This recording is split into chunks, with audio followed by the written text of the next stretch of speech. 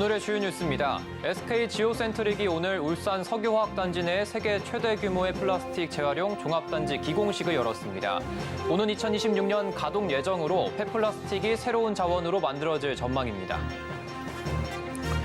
한국무역보험공사가 오늘 미국 에너지부와 공동으로 라운드 테이블을 열고 해외 진출을 고민하고 있는 기업들을 대상으로 금융 프로그램을 소개하는 자리를 마련했습니다. 정의선 현대차그룹 회장이 영국 찰스 3세 국왕이 수여하는 대영제국 훈장을 수훈했습니다. 찰스 3세 국왕직위 이후 한국인으로는 처음 받은 것으로 한국과 영국 간 경제 문화 교류 증진에 폭넓게 기여한 공로를 인정받았습니다. 풀무원이 현지 공급량을 대폭 늘리기 위해 미국 현지 생면 공장을 증설했습니다. 이번 생산 라인 증설을 통해 연 2,400만 개 생면 생산 능력을 확보하게 됐습니다.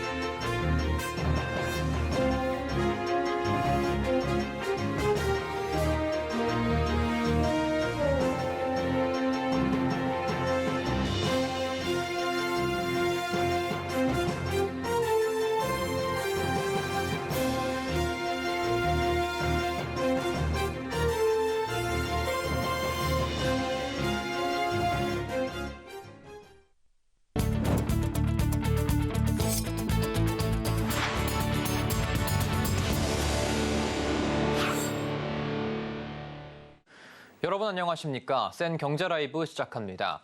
SK 지오센트릭이 오늘 울산 석유화학단지 내 플라스틱 재활용 종합단지 기공식을 열었습니다. 세계 최초로 한 곳에서 폐플라스틱을 새로운 자원이나 제품으로 만드는 시설인데요. 김효진 기자입니다. 버려지는 플라스틱을 새로운 자원으로 만드는 곳. SK 지오센트릭이 울산의 세계 최대 규모의 플라스틱 재활용 생산단지를 건설합니다. 플라스틱을 쓴다고 하면 환경에 부정적인 영향을 최소화하고 또는 다시 이것을 원료로 만들어서 쓰게 하고 또 쓸 수밖에 없다면 고기능 고부가가치로 적은 양으로도 기능을 발휘할 수 있게 하는 것이 이곳은 축구장 22개 넓이인 21만 5천 제곱미터 부지에 2025년까지 3대 화학적 재활용 기술인 열분해, 고순도 폴리프로필렌 추출, 해중합을 한 곳에서 구현하는 복합 재활용 단지입니다. 이 같은 재활용 기술을 한데 모은 단지는 세계 처음입니다. SK 지오센트릭은 이 단지 건설을 위해 총 1조 8천억 원을 투자합니다. 오는 2026년 이 단지가 가동되면 매년 폐플라스틱 32만 톤이 새로운 자원으로 만들어지고 이를 통해 약 7천억 원의 매출과 2,500억 원에서 3천억 원 정도의 영업이익이 발생할 것으로 예상됩니다. SK 지오센트릭은 깨끗하고 무색인 플라스틱을 원료로 삼는 기존의 기계적 재활용 방식을 넘어 모든 플라스틱을 재활용하기 위해 글로벌 재활용 기업 루프와 PCT, 플라스틱 에너지사와 협업을 통해 기술을 확보했습니다. 특히 환경 규제로 재활용 플라스틱 소재를 넣어 제품을 생산해야 하는 해외 기업들이 SK 지오센트릭과 계약을 맺고 있습니다. 현재 글로벌 포장재 기업인 암코 등과 협력 논의가 진행되고 있고 생산될 물량의 약 30% 수준은 선판매됐습니다. SK 지오센트릭은 글로벌 파트너사와 플라스틱 재활용 생산단지를 해외로 확장할 계획도 가지고 있습니다. 프랑스에서는 루프, 현지 환경기업 수에즈와 공장 설립을 추진 중이고 네덜란드 등 유럽 국가와 중국, 아시아 등지에 플라스틱 재활용 생산단지 건설도 검토 중입니다. SK 지오센트릭은 이러한 폐플라스틱을 새로운 자원으로 활용해 미래 먹거리 구축과 환경보호 기여 두 가지를 모두 잡겠다는 계획입니다. 서울경제TV 김유진입니다. 기업들이 처음 해외에 진출할 때 겪는 애로사항 중 하나가 해외 기관이나 바이어가 보증서를 요구하는 일인데요. 생소한 한국 기업에 대해 신뢰할 만한 곳에서 보증을 받아오라는 겁니다. 이 같은 지원을 하고 있는 한국무역보험공사가 이번엔 해외 진출을 고민하고 있는 기업들을 대상으로 정보를 제공하고 금융 프로그램을 소개하는 자리를 마련했습니다. 윤혜림 기자가 현장을 다녀왔습니다. 한국무역보험공사가 오늘 미국 에너지부와 공동으로 우리 기업의 미국 내 청정에너지 프로젝트 지원을 위한 라운드 테이블을 열었습니다. 미국 시장에 진출할 때 도움이 되는 금융 프로그램 소개와 맞춤형 금융 상담이 진행됐습니다. 여기에 미국 진출 계획을 가진 우리 기업이 투자에 참고할 수 있는 다양한 정보들이 제공됐습니다.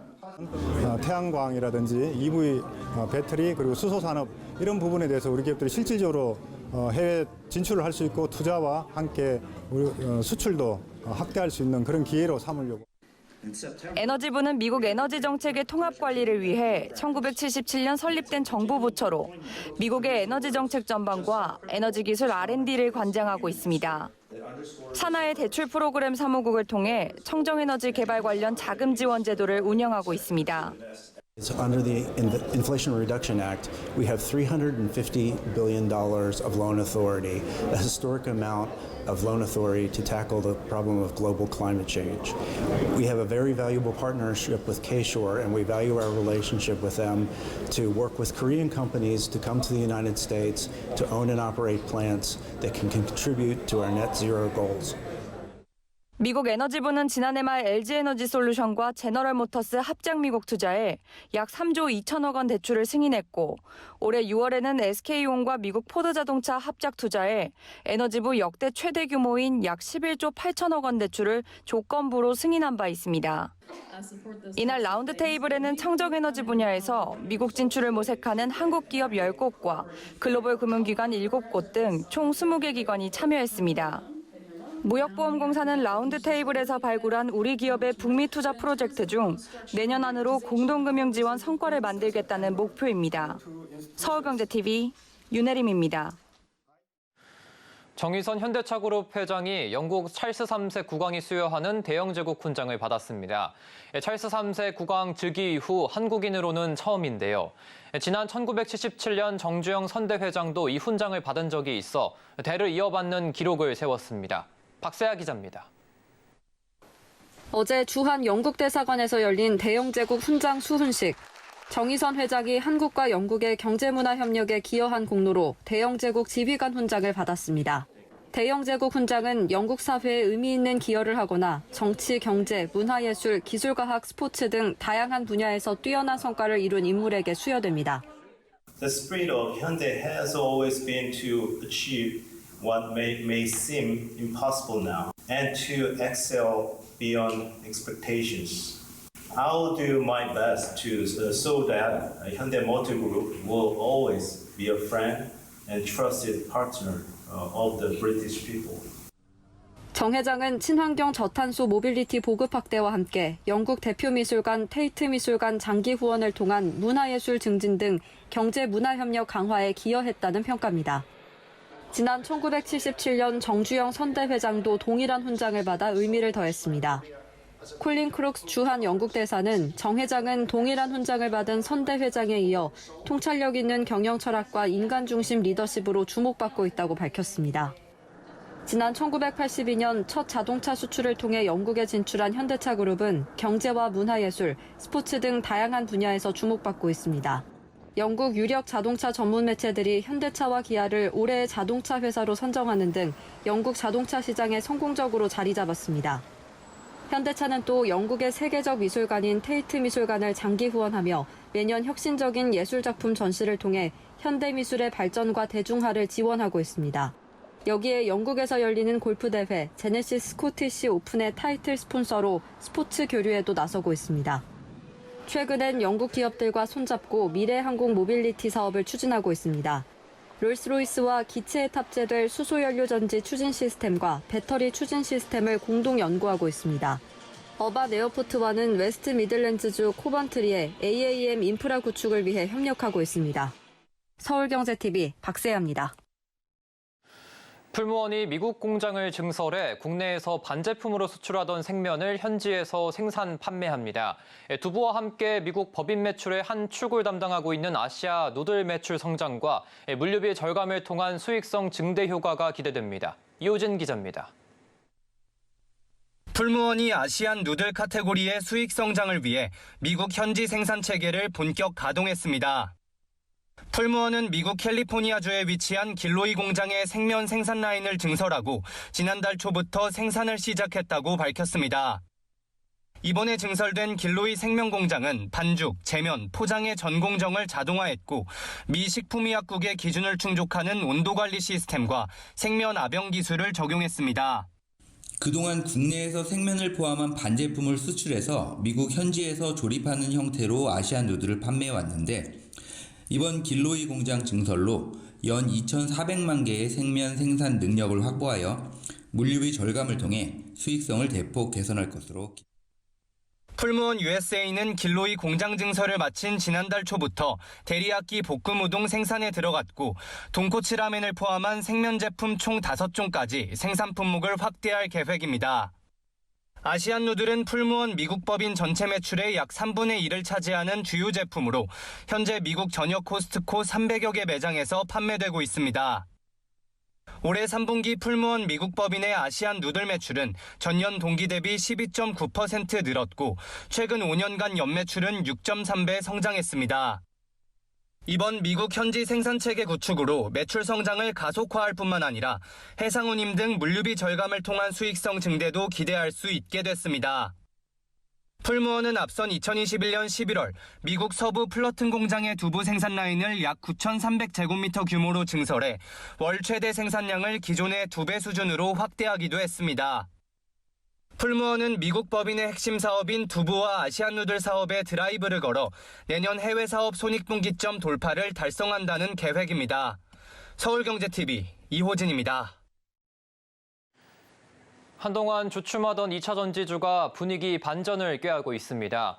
테슬라 훈풍과 공매도 금지 후속 조치 기대감이 호재로 꼽히는데요. 그러나 증권가는 주가 향방을 결정질 가장 큰 요인은 실적이라고 입을 모으고 있습니다. 김혜영 기자입니다. 오늘장 에코프로와 에코프로비엠, 삼성 SDI 등 2차 전지주의 약진이 두드러졌습니다. 내리막길을 걷던 2차 전지주가 이틀째 들썩이고 있는 겁니다. 글로벌 전기차 1위 기업 테슬라발 훈풍이 주가를 끌어올렸습니다. 간밤 테슬라는 6% 강세를 보이는 등 연일 상승세를 나타내고 있습니다. 또한 가격 인상 소식도 긍정적입니다. 테슬라는 중국에서 모델 3와 모델 Y 가격을 올린다고 전했습니다. 공매도 금지 후속 대책 기대감도 한몫하고 있습니다. 윤 대통령은 근본적인 개선 방안이 만들어질 때까지 공매도를 금지하겠다고 말했습니다. 내년 6월까지인 공매도 금지 시한이 제도 개선 상황에 따라 연장될 수 있다는 겁니다. 특히 후속 조치로 공매도 비중이 높은 2차 전지 업종의 수혜 가능성이 나옵니다. 그러나 증권가의 시각은 다릅니다. 2차 전지 하락 기조에 외국인의 대차 상환 압박이 줄어들고 있다는 분석입니다. 이와 함께 증권가는 여전히 2차 전지가 고평가됐다는 분석을 내놓으며 쇼커버링을 미루고 있습니다. 또 당장 공매도 포지션을 청산하면 내년 상반기까지 공매도의 신규 진입이 불가능한 상황인 만큼 관망세가 짙어지고 있다는 분석도 나옵니다. 실제 공매도 금지 후 쇼커버링 효과는 미미한 것으로 나타났습니다. 10일 기준 공매도 잔고 금액은 코스피 10조 9천억 원, 코스닥 5조 7천억 원으로 공매도 금지 이전 대비 각각 7.4%, 4% 감소하는 데 그쳤습니다. 키움증권은 쇼커버링으로 인한 수급 노이즈는 일시적이며 상승 동력은 펀더멘털에서 나온다며 공매도 잔고 비율 상위 종목 중 내년도 실적이 개선될 종목이 상승세를 보일 것이라고 조언했습니다. 서울경제TV 김혜영입니다. 신세계그룹 전 관계사가 총출동해 연중 최대 쇼핑 혜택을 선보이는 쓱데이가 흥행 조짐을 보이고 있습니다. 지난 같은 행사 기간과 비교해 매출과 주문량이 큰 폭으로 증가했는데요. 행사에 대한 주목도가 높아지면서 신세계 유니버스 클럽도 가입자 유입 효과를 톡톡히 보고 있습니다. 이재영 기자입니다. 신세계그룹은 이커머스 플랫폼 쓱닷컴이 이번 주부터 시작한 쓱데이 행사를 통해 눈에 띄는 성과를 거두고 있다고 밝혔습니다. 쓱데이는 지난 13일 시작해 오는 19일까지 열리는데요. 신세계그룹 계열사가 총출동해 먹거리와 가전제품, 뷰티 상품 등을 싼값에 선보이는 쇼핑 축제입니다. 쓱닷컴의 올해 쓱데이 첫날 성적은 지난 2021년과 비교해 매출은 42%, 주문 회원 수는 20% 증가했습니다. 구매 금액 기준으로 가장 많이 팔린 인기 상품은 aptamil 분유, 갤럭시 탭 S8 플러스, 다이슨 에어랩 멀티 스타일러 컴플리트롱, 에스티로더 홀리데이 리미티드 갈색병 50ml 세트 등으로 나타났습니다. 뿐만 아니라 시간대별로 오픈한 한정 수량 타임딜이 소비자 관심을 끄는 데 성공했고, 일별 지정 기획 상품을 제안하는 카테고리 데이에서도 완판 행진을 이어갔습니다. 쓱닷컴은 전체적으로 화제성 높은 다량의 기획 상품과 파격적인 할인 쿠폰 혜택 등이 매출 시너지 효과를 낸 것으로 분석했습니다. 작년 행사를 진행하지 못해 대형 행사를 기다렸던 고객들의 큰 반응이 있었고, 올해는 차별화된 단독 상품을 한층 강화했으며 다양한 쿠폰 할인, 특가 타임딜 등을 통해 가격 혜택을 높이는 것에 주력했습니다. 계열사가 총동원된 할인 행사가 관심을 끌면서 유료 멤버십인 신세계 유니버스 클럽 가입자도 빠르게 늘었습니다. 신세계 그룹에 따르면 지난 13일 하루 동안 신세계 유니버스 클럽 가입 고객은 일주일 전과 비교해 약 4배 늘었고, 오후 7시부터 코엑스에서 진행한 쓱데이 스페셜 라이브 방송은 올해 라이브 방송 중 최고 매출을 기록했습니다.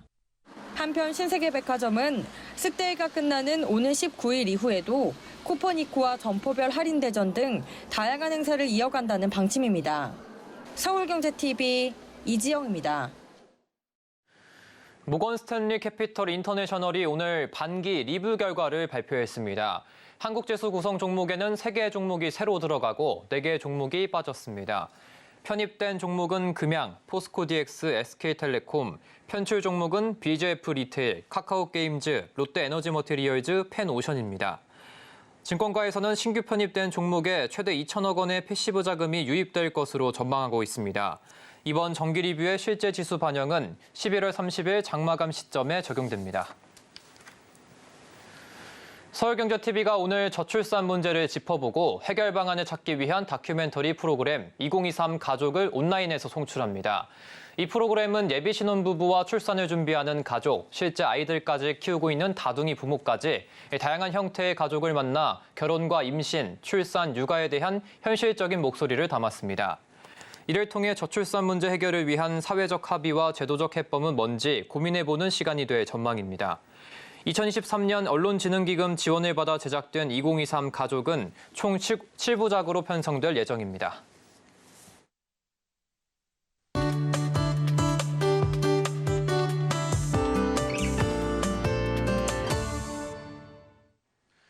기후변화의 영향으로 폭염과 대홍수, 슈퍼태풍 등 세계 곳곳에서 발생하는 재난의 빈도와 강도가 더 커질 것으로 예상이 되고 있습니다.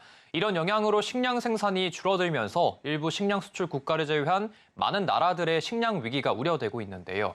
우리나라도 식량 위기 가능성이 높기에 이를 해결하기 위한 노력이 필요하다는 이야기를 해보도록 하겠습니다. 오늘도 K웨더 반기성 센터장 나왔습니다. 안녕하십니까? 네, 안녕하세요. 네, 기후 위기가 식량 위기를 좀 가져온다고 하는데 맞습니까? 네, 그렇습니다. 2022년에 네이처 클라이밋 체인지라는 그 과학 잡지에 발표된 온난화로 인한 수확 빈도와 수확량 감소가 세계 농업 생산을 감소시킨다라는 논문에 따르면 2050년까지 전체 식량 공급이 4% 이상 줄어들 수 있다고 전망을 하고 있는데요. 뭐 겨우 4%냐? 근데 이게 4%가 아닌 것이 인구는 계속 늘어나고 있는데 식량 생산은 줄어들고 있기 때문에 위기가 올 수 있다는 것이죠. 기후 위기가 식량 위기를 가져오는 원인은 첫 번째가 기후 위기로 인한 폭염이나 가뭄, 대홍수로 인해서 식량 생산량이 직접적으로 줄어들고 있고요. 두 번째로 기후변화에 따른 높은 온도라든가 물 고갈, 가뭄, 홍수, 대기 중 이산화탄소 축적 등은 세계 식량 생산에 부정적인 영향을 주고 있습니다. 세 번째로 기후변화는 식량 접근을 제약을 하는데요. 기후재난으로 식량 공급망이 제한되거나 무너지게 되면 식량 가격이 상승하게 되면서 취약계층의 식량 구입에 악영향을 주게 되죠. 네 번째, 기후변화는 식량의 영양 가치를 감소시키는데요. 작물의 이산화탄소 집약도가 높아지게 되면 단백질과 아연, 철분 함량이 감소하게 됩니다. 다섯 번째로 기후변화는 식량 폐기량을 늘립니다. 가뭄이 심한 지역에서 재배한 작물이 습도가 높은 저장실로 옮겨질 때 진균의 침입이라든가 해충에 취약하게 되고요. 또 홍수는 작물의 독성 곰팡이를 만들어냅니다. 이처럼 기후변화와 기후재난이 빈번해질수록 식량 손실은 증가하면서 식량 위기가 올 수밖에 없는 것이죠. 예, 기후변화가 식량 생산을 좀 줄이고 있다고 하는데 이 기후변화로 인한 기온 상승이 어느 정도까지 영향을 주고 있습니까? 텍사스의 A&M 그 대학이 있습니다. 예. 그 대학 앤드루 테슬러 교수는 네. 주요 농업 작물들의 광합성 능력은 섭씨 20도에서 25도에서 가장 활발하고 30도가 넘으면 급속히 쇠락하기 때문에 기온 상승에 영향을 받는다라고 말하고요. 맥킨지 보고서에서는 연간 밀이나 옥수수, 대두, 쌀 작황이 10%를 감소할 확률이 지금은 한 6% 정도이지만 2050년이 되면 18%로 뛸 것으로 예상을 했고요. 기후변화에 관한 정부 간 협의체는 세기 말에 온실가스 저감 대책을 제대로 하지 않는다면 지금보다 밀 생산량이 20에서 30% 정도 줄어들 수 있다고 전망을 했습니다. 또 미국을 비롯한 전 세계 16개 나라 밀 관련 학자 53명의 연구팀은 기후위기로 인해 밀 생산량이 얼마나 줄어들 것인가를 발표를 했는데요. 연구팀의 실험 결과 기후위기에 대응하지 못할 경우 지구 평균 기온이 1도 상승할 때마다 전 세계 밀 생산량은 6%씩 줄어들 것으로 전망을 했습니다. 그리고 밀 생산량이 줄어드는 시기가 예상보다 빨리 찾아올 것으로도 전망을 했지요. 예. 이렇게 기후위기로 인해서 식량 생산이 계속해서 줄어들게 된다면 이 식량 수입에 의존하는 우리나라 같은 경우에 좀 어려움이 더 크지 않겠습니까? 그렇습니다. 아무래도 과학자들은 기후위기로 인해서 식량 생산이 줄어들게 된다면 그럼 식량 가격이 오르게 되겠죠. 예. 그러면서 위기가 찾아올 것이다. 이런 전망을 하고 있는데요. 세라가 영국 엑서터 대학 교수는 인류는 코로나19 같은 질병에 걸려 사망하기 전에 영양실조로 사망할 것이다 라고 전망을 했고요. IPCC는 기후변화로 수십 년 내 전 인류가 식량 안보 문제에 직면할 것이며 2050년에는 주요 곡물 가격이 최대 23% 상승할 것으로 전망을 했습니다. 조천호 경희사이버대 교수는 한반도의 기후위기는 식량 위기로 올 것이다. 향후 20년에서 30년 기간이 제일 중요한 문제가 식량 위기가 될 것이다 라고 전망을 했고요. 남재철 서울대 농업생명과학대학 교수는 우리나라는 기후위기로 2050년 전에 식량 위기를 겪을 것이다 라고 아주 우울한 전망을 하고 있습니다. 이런 전망을 하는 이유는 우리나라의 경우 식량 가격이 오르면 타격이 더 큰 것이 연간 곡물 수입을 1,700만 톤을 수입하는 세계 7번째 수입국으로 2020년 기준 식량 작업률은 32%고요. 곡물 작업률은 29.9%밖에 되지 않는 나라이기 때문입니다. 그러니까 국제 식량 가격 상승에 아주 매우 취약한 나라라는 것이죠. 거의 대부분의 식량을 외국에 의존하고 있는 우리나라는 식량 위기에 매우 좀 취약하게 될 것으로 보이고 있는데 좀 이에 대비하기 위한 좀 방법들이 있습니까? 일단 우리나라 자체에서 생산하는 식량을 늘리는 방법으로 첫 번째 정밀농업을 해야 하는데요. 정밀농업은 정보기술, 통신기술을 활용을 해서 비료라든가 물이라든가 노동력 등 투입 자원을 최소화하면서 생산량을 최대화하는 그런 생산 방식입니다. 두 번째는 심각해지고 있는 가뭄과 물 부족 그리고 토양의 염분화에 적응할 수 있는 신품종 이런 걸 좀 개발해야 하겠고요. 세 번째는 식용곤충을 좀 확대할 필요가 있는데요. 유엔 식량농업기구는 미래 식량자원으로 식용곤충을 주목하고 있습니다. 네 번째가 도시농업 혹은 수직농법을 확대할 필요가 있다고 보는데요. 도시의 생활 공간을 활용을 해서 농작물을 재배하거나 빌딩에서 농업을 하는 수직농법 등이 안정적인 식량 공급을 가능케 해줍니다. 다섯 번째가 식품을 오래 보존할 수 있는 기술을 개발하는 것으로 현재 전 세계에서 매년 폐기되는 음식물은 25억 톤에 이르는데요. 보존 기술은 코팅을 이용해서 식료품의 유통기한을 늘리는 경우 식량 부족을 어느 정도 해결할 수 있게 됩니다. 그러나 식량 생산을 늘리기에는 한계가 있기 때문에 외국의 토지를 매입한다거나 혹은 장기 임대를 해서 우리가 거기서 농사를 지어서 안정적으로 우리나라로 직접 들여올 수 있는 방법도 필요하다고 봅니다. 예, 기후변화로 인한 식량 위기 가능성에 대해 이야기해봤습니다. 오늘도 말씀 감사합니다. 네, 고맙습니다.